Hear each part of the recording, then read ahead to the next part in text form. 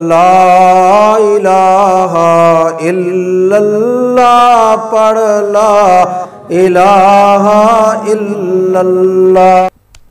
لیکن اب رمضان کے بعد زندگی شروع ہو رہی ہے، وہ زندگی کس طرح گزرے؟ تو اس بارے میں اللہ تبارک و تعالیٰ نے کچھ عجیب طریقے سے قرآن کریم میں ذکر فرمایا ہے۔ پہلے سے رمضان کے مہینے کا ذکر کیا، شہر رمضان الذی انزل فیہ القرآن ھدی للناس وبینات من الھدی والفرقان، پھر فمن شہد منکم الشہر فلیصمہ، جو شخص بھی تم میں وہ مہینہ پالے تو وہ اس میں روزے رکھے۔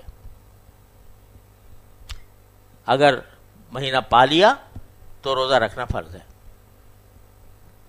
پھر آگے فمن کان منکم مریضا او علی سفر فعدۃ من ایام اخر، اگر تم میں کوئی بیمار ہے یا سفر میں ہے تو وہ جتنے دن سفر میں ہے، جتنے دن بیمار رہا، اتنے دن روزے چھوڑ کر رمضان کے بعد دوسرے دنوں میں اتنی گنتی پوری کر لے۔ 2 روزے چھوٹے ہیں 2 رکھ لے، اور اتنی وسعت اللہ تعالیٰ نے دی ہے کہ ضروری نہیں کہ رمضان ختم ہوتے ہی ان کو ادا کیا جائے، بلکہ سارے سال میں جس وقت بھی، اگرچہ آدمی کو چاہیے وہی پتہ نہیں زندگی کا کب تک ہے کب تک نہیں ہے، لہذا جلد از جلد ادا کرے، لیکن فرض نہیں کیا اللہ تعالیٰ نے کہ بھئی رمضان ختم ہوتے ہی رکھنا ضرور۔ پھر کتنے پیار سے فرماتے ہیں کہ یرید اللہ بکم الیسر ولا یرید بکم العسر، اللہ تعالیٰ تم سے آسانی چاہتا ہے، تمہاری آسانی چاہتا ہے، تمہاری مشکل نہیں چاہتا۔ کتنے پیار سے باری تعالیٰ فرما رہے ہیں، ہم اس لیے چونکہ تمہیں آسانی چاہتے ہیں، مشکل نہیں چاہتے، لہذا اگر عذر پیش آ گیا ہے رمضان کے اندر، بیماری کا، سفر کا، تو ہمیں ہماری طرف سے اجازت ہے روزے نہ رکھو، لیکن بعد میں قضا کر لینا، اور قضا بھی جب چاہو کر لینا۔ گرمی میں روزے رکھے تھے، گرمی میں روزے قضا کیے تھے، سردی میں ادا کر تو بھی ادا ہو جائیں گے۔ پہلے 14-15 گھنٹے کا روزہ ہوتا تھا جو قضا کیا، اب جب روزہ جو ہے 11-12 گھنٹے کا ہو رہا ہے اس وقت کر لو، ہم مان جائیں گے، ہم تسلیم کر لیں گے کہ ہاں تم نے روزہ رکھا۔ تو یرید اللہ بکم الیسر ولا یرید بکم العسر ولتکملوا العدہ، اور یہ حکم ہم نے اس لیے دیا ہے تاکہ تم گنتی پوری کر لو۔ عجیب لفظ استعمال کیا اللہ تعالیٰ نے، گنتی پوری کر لو، یعنی روزے کی حقیقت تو کیا رکھو گے تم؟ روزے کی جو اصل حقیقت ہے اور اللہ تعالیٰ کی جو شان ہے، وہ روزہ کہاں رکھو گے؟ لیکن رکھ لو، رکھ کے گنتی پوری کر لو، بولے تکملوا العدہ، گنتی پوری کر لو۔ تو اگر تمہیں یہ خیال ہو رہا ہے کہ بھئی ہم ویسا روزہ نہیں رکھ سکے جیسا کہ اللہ تعالیٰ کو مطلوب تھا یا جو اللہ تعالیٰ کے شان تھا، تو بھی کچھ پرواہ نہ کرو، گنتی پوری کر لی تم نے تو لتکملوا العدہ وَلِتُكَبِّرُوا اللَّهَ عَلَى مَا هَدَاكُمْ، اور تاکہ گنتی پوری کرنے کے بعد اللہ کی بڑائی اس طرح بیان کرو جیسے اللہ تعالیٰ نے تمہیں بتائی ہے۔ تکبیر، اللہ اکبر لا الہ الا اللہ واللہ اکبر وللہ الحمد۔ جب نماز کو جا رہے ہوگے عید کی تو یہ تکبیر پڑھتے جانا، اللہ اکبر لا الہ الا اللہ واللہ اکبر وللہ الحمد۔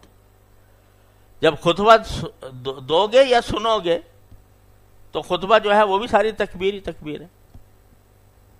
9 تکبیریں شروع میں پہلے خطبے میں، 7 تکبیریں دوسرے خطبے میں، اس سے آغاز کیا جاتا ہے خطبے کا، اور پھر خطبے کے درمیان بار بار اللہ اکبر لا الہ الا اللہ واللہ اکبر وللہ الحمد، تاکہ تم تکبیر کہو، اللہ کی بڑائی بیان کرو جیسے کہ اللہ نے تمہیں ہدایت دی ہے۔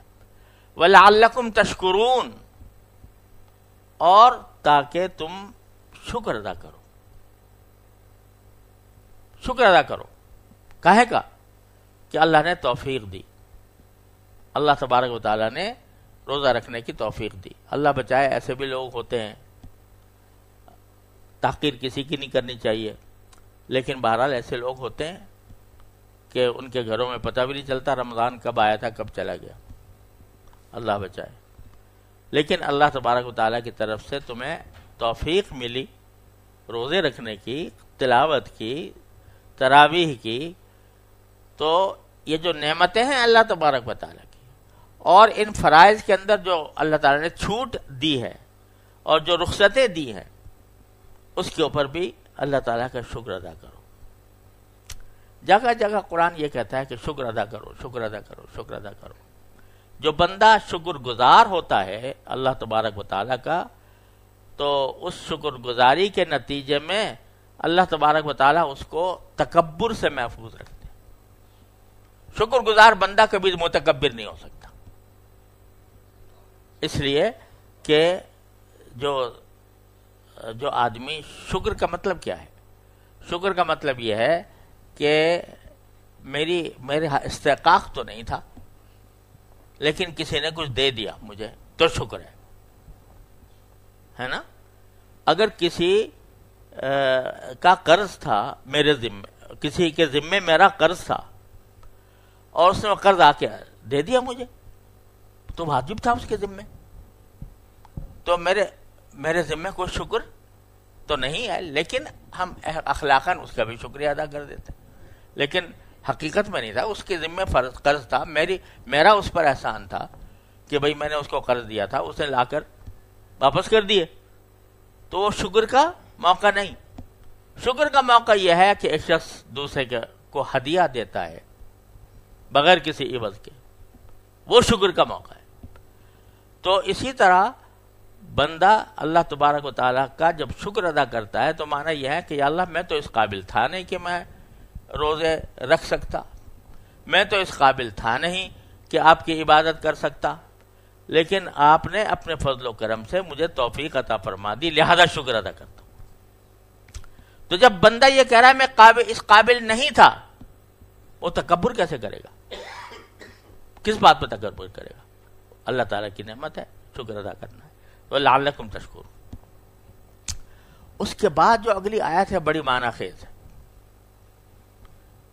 باری تعالیٰ اِذَا سَأَلَكَ عِبَادِي أَنِّي فَإِنِّي قَرِيبٌ اُجِيبُ دَعْوَةَ الدَّاعِ إِذَا دَعَانِ.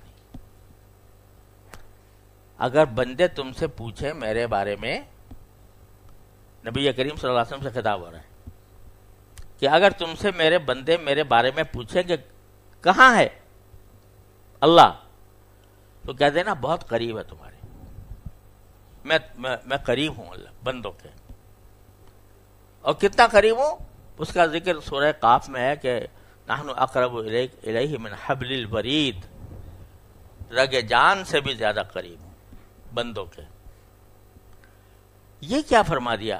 روزوں کے ساتھ ساتھ اور رمضان کے ساتھ ساتھ آخر میں ساری باتیں رمضان کی کر کے، عید کی کر کے، عبادتوں کی کر کے کیا فرما دیا کہ میں قریب ہوں. کیا مطلب؟ کہ میرے بندو یہ نہ سمجھنا کہ رمضان میں تو اللہ تعالیٰ قریب تھا اور رمضان کے بعد دور چلا گیا. تو بندے جب پوچھے رمضان کے بعد بھی تو کہاں ہوں میں؟ قریب ہوں. اور اجیب دعوت الداع اذا دعان، جب پکارنے والا مجھے پکارتا ہے تو میں اس کی پکار کا جواب دیتا ہوں. کیا عجیب بات ہے. کیا مانا؟ کہ ایسا نہیں ہے کہ میں رمضان میں تو قریب تھا بندوں کے اور رمضان کے بعد میں دور چلا گیا. کسی کو اگر یہ حسرت ہو رہی ہے کہ رمضان کے اندر میں کاش فلاں دعا مانگ لیتا اللہ تعالیٰ سے، کسی کو حسرت ہو رہی ہے، تو وہ اس کو حسرت کرنے کی ضرورت نہیں ہے، اس واسطے کہ میں تو پھر بھی قریب ہوں، رمضان ہو یا غیر رمضان ہو، میں تو قریب ہی قریب ہوں، رگ جان سے بھی زیادہ قریب ہوں. کیا ہوتا کیا ہے کہ میں تو قریب ہوں لیکن میرے بندو کبھی کبھی تم دور چلے جاتے ہو. کبھی کبھی تم دور چلے جاتے ہو. رمضان میں تمہیں کھینچ کھینچ کے بلا لیتا ہوں, کھینچ کھینچ کے بلا لیتا ہوں, آؤ کہاں بھاگے چلے جا رہے ہو, تو تمہیں بلا لیتا ہوں. تو اس کی وجہ سے تم بھی میرے قریب آ جاتے ہو. اب رمضان کے بعد کہیں ایسا نہ ہو کہ میں تو قریب ہوں اور تم بھاگ جاؤ, تم کہیں اور چلے جاؤ اور بھول جاؤ اس بات کو کہ ہم نے کبھی اپنے پروردگار کو پکارا تھا رمضان کے اندر.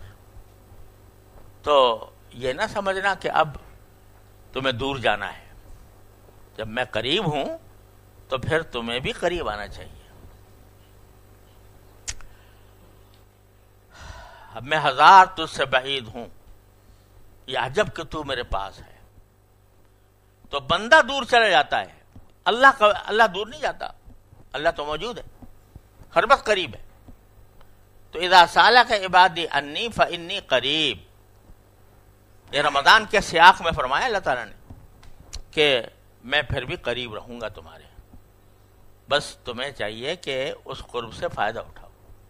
تم بھی آ جاؤ قریب, جیسے رمضان میں آئے تھے اس طرح میرے پاس میرا قرب, میرے قریب آ جاؤ. قریب کیسے آئے گا بندہ اللہ تعالیٰ کے قرب کیسے, اللہ تعالیٰ کا قرب کیسے حاصل کرے گا؟ یعنی اللہ تعالیٰ تو قریب ہے ہی, لیکن بندہ شعور نہیں رکھتا اور اس کی وجہ سے اس قرب کا اس کو احساس نہیں ہوتا. لیکن جب بندہ چاہتا ہے کہ میں بھی قریب جاؤں باری تعالیٰ کے, تو پھر وہ قرب اس کو مزید عطا فرماتا ہے, مزید عطا فرماتا ہے. اب یہ قرب جو ہے نا, یہ ایسی چیز ہے کہ جس کی کوئی حد و نہایت نہیں. اس کے درجات اتنے عجیب غریب قسم کے ہیں. ایک قرب وہ ہے کہ جب رمضان کے اندر تم نے اعتکاف کیا ہوا ہے اور ساری دنیا سے منہ موڑ کے اللہ کے پاس کے حضور بیٹھے ہو اور اسی کو پکار رہے ہو, اسی کے آگے کھڑے ہو, اسی کے نمازیں پڑھ رہے ہو, اسی کو رات کو یاد کر رہے ہو. اب یہ اعلیٰ درجے, اچھے بڑے درجے کا قرب ہے. اب آگ چلے گئے رمضان کے بعد اپنے کام دھندوں میں, تو کام دھندوں میں جا کر بظاہر لگتا ہے کہ قرب وہ نہ رہا, لیکن ہم تمہیں وہ نسخہ بتاتے ہیں کہ اپنے کام دھندوں کے ساتھ تم قریب آ سکتے ہو میرے, اپنے کام دھندوں کے ساتھ. قرب کے معنی یہ ہے, قرب کیا ہے؟ اللہ تبارک و تعالیٰ سے بندے کا قریب ہونا. یہ کس طرح ہوتا ہے؟ یہ عمل صالح سے ہوتا ہے. عمل صالح سے قرب ہوتا ہے. عمل صالح کیا ہے؟ صبح سے لے کر شام تک کی زندگی اللہ تعالیٰ کے حکم کے مطابق گزارنا, یہ قرب ہے. چاہے جب تم نے صبح کو سویرے اٹھ کے نیت کر لی کہ اللہ میں آج دن میں فلاں فلاں کام کروں گا, فلاں فلاں کام کروں گا, لیکن آپ کے رضا کے لیے کروں گا. اگر میں روزی کماؤں گا تو وہ بھی آپ کے حکم کے مطابق کماؤں گا, اور میں اگر گھر والوں سے بات چیت کروں گا تو بھی آپ کی رضا کے لیے کروں گا, کیونکہ آپ نے حکم دیا ہے کہ اپنے گھر والوں کے ساتھ اچھائی سے پیش آؤ. آپ نے حکم دیا ہے کہ رزق حلال طلب کرو. آپ نے حکم دیا ہے کہ بیوی بچوں کا خرچہ تمہارے ذمہ واجب ہے. چونکہ آپ نے حکم دیا ہے اس لیے کروں گا, اور چونکہ آپ نے حکم دیا ہے اس واسطے میں گھر والوں سے خوش طبعی بھی اگر کرنی ہے تو وہ کروں گا, جیسے کہ رسول کریم سرورد عالم صلی اللہ علیہ وسلم کیا کرتے تھے. تو میں آپ کی سنت کی اتباع میں کروں گا, آپ کے حکم کے مطابق کروں گا. تو اس وقت بھی جب بندہ اس نیت کے ساتھ روزی کما رہا ہے, اس نیت کے ساتھ کوئی اپنے گھر والوں کا کام کر رہا ہے, اس نیت کے ساتھ مہمانوں کا اکرام کر رہا ہے, تو اس وقت بھی وہ عمل صالح کر رہا ہے, نیک عمل کر رہا ہے. اور ہر نیک عمل اللہ تعالیٰ کے قریب لے جاتا ہے بندے کو. تو اس کے درجات ہیں مختلف. ایک درجہ وہ ہے جو ٹھیک نیری عبادت کے اندر بندہ سجدے میں پڑا ہوا ہے اللہ تعالیٰ کے بارگاہ میں، یا اللہ میں آپ کا بندہ ہوں، آپ میرے پروردگار ہیں، آپ میرے خالق ہیں، آپ میرے مالک ہیں، میں آپ کے آگے پیشانی اپنی ٹیکتا ہوں سجدے میں۔ تو اقرب ما یکون العبد الی اللہ فی السجود، یعنی بندہ اپنے اللہ سے سب سے زیادہ قریب سجدے کی حالت میں ہوتا ہے۔ اسی لیے نفلی نمازوں کے بارے میں نبی کریم صلی اللہ علیہ وسلم نے فرمایا کہ جب سجدے میں جاؤ تو سجدے میں دعائیں بکثرت کیا کرو نفلی نمازوں میں، اگرچہ فرائض میں بھی جائز ہے مختصر، لیکن نفلی نمازوں میں دعائیں بتا دی ہیں خود رسول کریم صلی اللہ علیہ وسلم، یہ مانگو یہ مانگو یہ مانگو۔ کیوں؟ اس لیے کہ آپ نے ارشاد فرمایا کہ بندہ اپنے اللہ سے کسی وقت اتنا قریب نہیں ہوتا جتنا سجدے کی حالت میں ہوتا ہے۔ اس کی بارگاہ پر، اس کی چوکھٹ پر سجدہ کیا ہوا ہے، ماتھا ٹیکا ہوا ہے، اور وہ بات عرش تک جا رہی، جو بات اس صورت میں کرو گے وہ عرش تک پہنچے گی۔ تو اس لیے سب سے اب یہ قرب کا اعلیٰ ترین درجہ جو بندہ حاصل کر سکتا ہے سجدوں کے ذریعے، پھر نوافل کے ذریعے۔ ایک آدمی صرف فرائض پر اکتفا کرتا ہے مثلا، تو اس کو بھی اس فرائض کے ذریعے قرب حاصل ہے، اور ایک آدمی فرائض کے ساتھ کچھ نوافل کا بھی اہتمام کرتا ہے تو اس کا کیا قرب اور بڑھ گیا، سجدہ بڑھ گیا، ماتھا ٹیکنا بڑھ گیا، تو اس کا قرب اور بڑھ گیا۔ ایک آدمی جو ہے وہ نہ صرف یہ کہ خود نوافل کا اہتمام کرتا ہے بلکہ دوسرے لوگوں کو بھی تلقین کرتا ہے، دوسروں کی کوئی مدد کرتا ہے، دوسروں کا کوئی دکھ دور کرتا ہے، دوسروں کے کام آتا ہے، تو وہ مزید قرب ہو گیا اللہ تبارک و تعالیٰ کا، مزید قرب ہو گیا اللہ تبارک و تعالیٰ کا۔ اور جب یہ حالت ہو جاتی ہے کہ میں جو کام بھی کر رہا ہوں تو مجھے خیال آ رہا ہے کہ میرا اللہ اس کو پسند کرے گا، میرا اللہ اس کو، تو اور زیادہ بڑھ گیا اور قرب ہو گیا۔ تو قرب کے درجات ہیں، ادنا درجہ صرف فرائض ادا کر دینا، اور اس سے اعلیٰ جو ہے نوافل کے ساتھ کرنا، اس سے اعلیٰ یہ ہے کہ دوسرے لوگوں کی کے ساتھ ہمدردی کرنا، ان کے ساتھ پیار سے پیش آنا، لوگوں کی تکلیفیں دور کر دینا، اپنے رشتہ داروں کے ساتھ حسن سلوک کرنا، پڑوسیوں کے ساتھ حسن سلوک کرنا۔ اور قرآن کہتا ہے الصاحب بالجنب، پہلو میں جو ساتھ بیٹھا ہو، آپ ریل میں جا رہے ہیں، ہوائی جہاز میں جا رہے ہیں، برابر میں ایک آدمی بیٹھا ہوا ہے، وہ صاحب بالجنب ہے، اس کے ساتھ حسن سلوک، ایثار سے کام لینا کہ اس کو آرام مل جائے، میں چاہے خود تھوڑا سا اپنے آرام کی قربانی پیش کر دوں۔ الصاحب بالجنب، جب یہ کام اللہ کے لیے کر رہا ہے بندہ تو اللہ کے مزید قریب حاصل کر، تو درجات لا متناہی ہیں اللہ تعالیٰ کے کا قرب حاصل کرنے کے۔ اور سب سے زیادہ قرب اللہ تبارک و تعالیٰ کا حاصل ہوتا ہے گناہ سے بچنے میں، جب گناہ کا تقاضا ہو رہا ہو،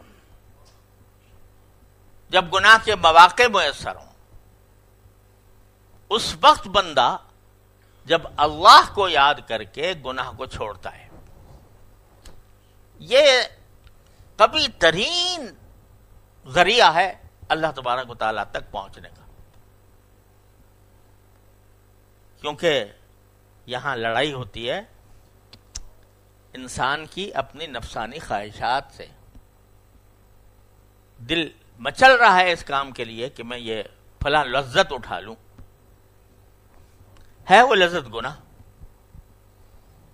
تو اس وقت جو دل مچل رہا تھا اس لذت کو حاصل کرنے کے لیے، اس سے بندہ کہتا نہیں میرے اللہ نے منع کیا، میں نہیں کروں گا، تو یہ جو گناہ کے مواقع پیدا ہونے کے بعد اور نفسانی خواہشات کے مچلنے کے بعد بندہ کسی گناہ سے اپنے آپ کو روکتا ہے تو یہ سب سے بڑا قرب کا ذریعہ ہوتا ہے اللہ تبارک و تعالیٰ کی۔ اللہ تعالیٰ فرماتے ہیں اس بندے نے میری خاطر، میرے حکم کی خاطر اتنی بڑی اپنی لذت چھوڑ دی اس نے، تو سبحان اللہ، تو باہر تعالیٰ آ جا میرے پاس،